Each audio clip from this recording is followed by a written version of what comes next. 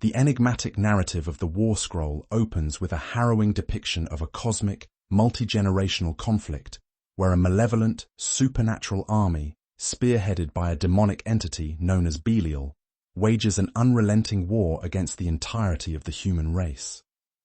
This ancient, adversarial force is explicitly destined to engage the righteous in a series of highly volatile and deadly military campaigns, a sequence of shifting tactical engagements that are fundamentally engineered to culminate in a decisive, catastrophic global theater analogous to an apocalyptic world war. The overarching philosophical inquiry embedded within this ancient text challenges the reader to consider whether divine intervention will ultimately manifest to rescue humanity from total eradication, or if the human species is structurally doomed to be completely swallowed by an encroaching, eternal night of spiritual and physical destruction. For thousands of years, distinct prophetic traditions spanning a vast array of global cultures and historical epochs have independently predicted this exact manner of civilizational collapse, with a striking number of these ancient sages suggesting that the chronological timeline for this definitive apocalypse is rapidly accelerating toward its final conclusion in our contemporary era. This striking, cross-cultural convergence, where ancient doomsday predictions seamlessly align with modern geopolitical flashpoints, systemic economic instabilities, and technological advancements, is a phenomenon modern analysts categorize under the conceptual umbrella of the Nostradamus effect. The tangible historical baseline for this terrifying prophetic framework was unexpectedly unearthed in 1947 within the desolate, windswept terrain of the Judean desert, a region long defined by its stark isolation and extreme environmental conditions. Hidden away inside a remote, high-altitude limestone cave carved into the cliffs, towering directly above the mineral-dense waters of the Dead Sea, a young nomadic Bedouin shepherd accidentally stumbled upon a collection of sealed earthenware jars containing a series of cryptic, incredibly well-preserved parchment scrolls. Among these priceless antiquities, which would fundamentally reshape modern biblical archaeology, was a deeply unsettling document that scholars subsequently designated as the War Scroll, a text distinguished by its explicit operational blueprints for an impending, multi-phase cosmic war. The document utilizes highly mysterious, deeply coded terminology, referencing obscure entities such as the formidable army of Belial and the ominous King of Kittim, phrases that modern esoteric researchers and prophecy literalists frequently interpret as ancient, allegorical foreshadowing of a modern, multinational confrontation that could easily manifest today in the terrifying form of a nuclear World War III. As a core component of the broader Dead Sea Scrolls library, which collectively includes fragments of almost the entirety of the Hebrew Bible, the War Scroll is uniquely significant because it represents the only surviving, unadulterated first-hand account authored by an insular group of radical Jewish mystics who claimed absolute knowledge regarding the precise chronological sequence of the final Great War. This 2,000-year-old document was intentionally hidden away on animal skins and papyrus amidst a backdrop of massive regional upheaval, an era when violent geopolitical friction was systematically destroying traditional Judean society and would ultimately culminate in Roman legions, leaving the structurally magnificent Second Temple in a state of absolute smoking ruin.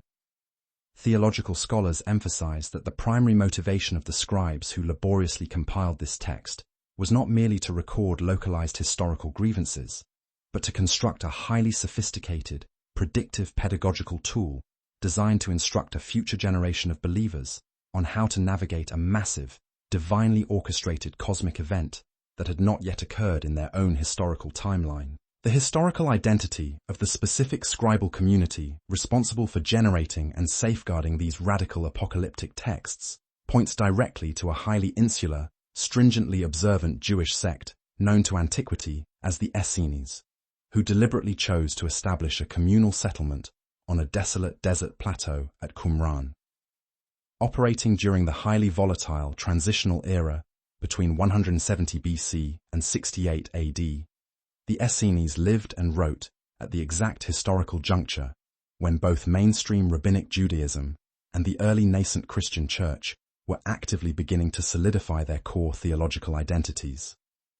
The discovery of the Qumran library is an unparalleled archaeological milestone because it provides modern historians with an uncompromised window into the raw, unedited theological beliefs of a real, living community from this era, bypasses the centuries of heavy editorial manipulation, language translations, and politically motivated revisions that typically obscure the historical accuracy of standard canonical Gospels. Historical records and internal textual clues paint a picture of the Essenes as a deeply radical, reactionary movement that felt a pressing theological necessity to completely withdraw from the political, economic, and social systems of mainstream Jerusalem society. They firmly believed that the contemporary religious leadership and the broader population had deeply corrupted themselves through secularism, Hellenistic humanism, and compromised temple practices, thereby actively provoking the wrath of God and directly causing him to permit brutal foreign powers, such as the Roman Empire, to occupy and defile the sovereign Jewish homeland. To correct this spiritual drift, the Essenes rallied around a highly charismatic, enigmatic religious leader, whom they formally revered as the teacher of righteousness, an individual they believed was uniquely endowed by the divine with the exclusive supernatural capacity to properly decode and interpret the hidden mysteries embedded within ancient prophetic scriptures. While popular historical narratives have frequently, and perhaps erroneously, romanticized the Essenes as a fundamentally pacifistic, retiring, and quietly meditative monastic community, a brutal and objective analysis of the terminology used throughout the Dead Sea Scrolls reveals a drastically different, highly militant group identity. The internal literature of the Qumran sect demonstrates that they were a fiercely apocalyptic, ideologically aggressive, and structurally militant organization, whose entire communal existence was built around preparing for a violent, bloody showdown at the end of days. The War Scroll serves as the definitive textual manifestation of this hyper-militant worldview, explicitly detailing a highly structured, unyielding operational framework for a total, uncompromising physical and spiritual war between two diametrically opposed, mutually exclusive cosmic forces that are destined to clash for total control of the terrestrial plane. The opening operational directives of the War Scroll establish a rigid, binary classification of the global population, dividing all of humanity into two distinct, warring camps, by proclaiming that the initial, aggressive assault of the designated Sons of Light must be systematically launched against the global strongholds of the Sons of Darkness. In the historical context of the Qumran community, the Essenes confidently applied the title of the Sons of Light exclusively to themselves, viewing their insular group as the true, uncorrupted community of the renewed covenant, who alone preserved the pristine, original execution of divine law.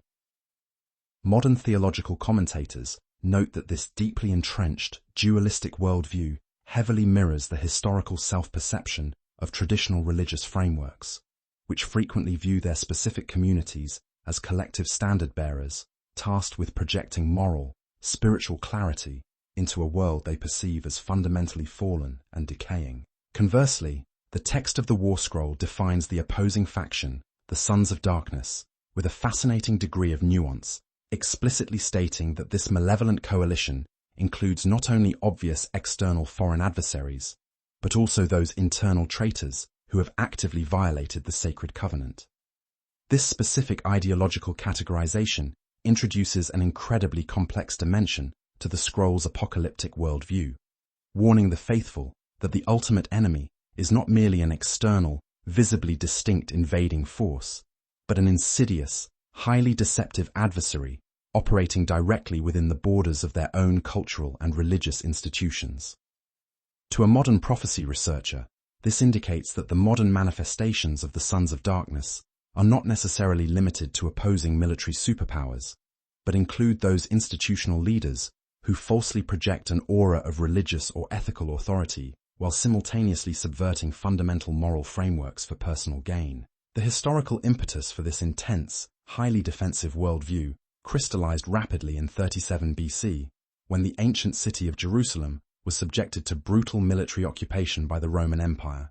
a foreign power that promptly subverted traditional leadership by installing puppet rulers like Herod the Great, a non-Jewish king whose rule deeply offended traditional cultural and religious sensibilities. The authors of the Dead Sea Scrolls harbored a profound, unyielding hatred for the Roman occupiers, whom they viewed as the ultimate pagan overlords due to Rome's aggressive insistence on imposing heavy imperial taxes and demanding blasphemous sacrifices to the Roman emperor directly within the sacred precincts of the Jewish temple. These oppressive economic exactions, combined with the widespread introduction of Roman cultural practices that devout factions viewed as fundamentally unclean and profoundly immoral, created a pressure cooker of regional resentment that directly fueled the production of highly aggressive, anti-imperial apocalyptic literature. This mounting, systemic geopolitical friction reached a violent, catastrophic climax in 66 AD, when militant Jewish revolutionary factions initiated a massive, coordinated armed uprising against the heavily fortified Roman legions, a desperate war of independence that ultimately concluded in utter disaster for the region. By 70 AD, the Roman military machine under General Titus had successfully breached Jerusalem's defenses, completely reducing the architectural marvel of Solomon's rebuilt temple to a pile of smoldering ash, and subsequently advancing outward into the desert to systematically liquidate any lingering pockets of radical resistance.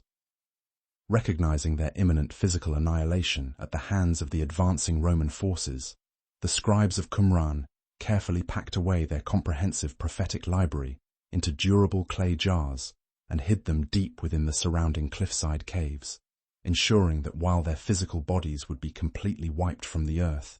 their terrifying blueprint for global annihilation would survive for a future generation. In analyzing the internal characteristics of the Sons of Darkness, the author of the War Scroll places an extraordinary amount of emphasis on the traits of systemic corruption, material avarice, and unchecked institutional greed, explicitly pronouncing a harsh divine curse upon this wicked congregation and declaring that their collective strength will vanish like smoke, causing every creature of greed to wither away rapidly like a flower at harvest time. Within this prophetic framework, the entire global matrix of corruption and material exploitation is operating under the direct spiritual dominion of a singular, highly manipulative adversarial entity known explicitly as Belial. Linguistically, the ancient Hebrew name Belial functions as a compound contraction of two distinct root concepts: Bala, which conveys the action of wasting, aggressively consuming, or absorbing something entirely, and Yala, which denotes material profit, gain, or advantage,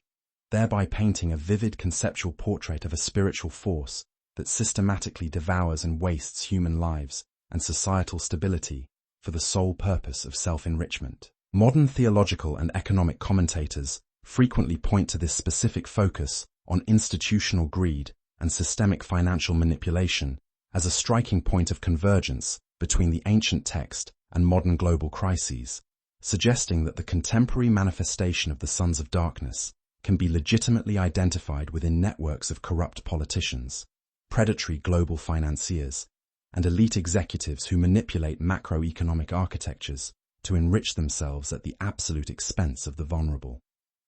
From this interpretative perspective, the catastrophic economic collapse of 2008, which triggered severe worldwide financial destabilization and pushed the global community to the absolute brink of a massive depression, serves as a textbook example of how the spirit of Belial operates on a global scale. Prophecy literalists argue that civilizational annihilation does not strictly require the detonation of physical weapons of mass destruction, because systematically decimating the financial infrastructure and economic sovereignty of a modern nation is a highly effective method to completely destroy its society from within. Furthermore, comparative literature scholars heavily emphasize the striking structural and thematic parallels that exist between the ancient, sectarian War Scroll and the widely accepted canonical texts of the Christian New Testament, most notably the highly symbolic Book of Revelation.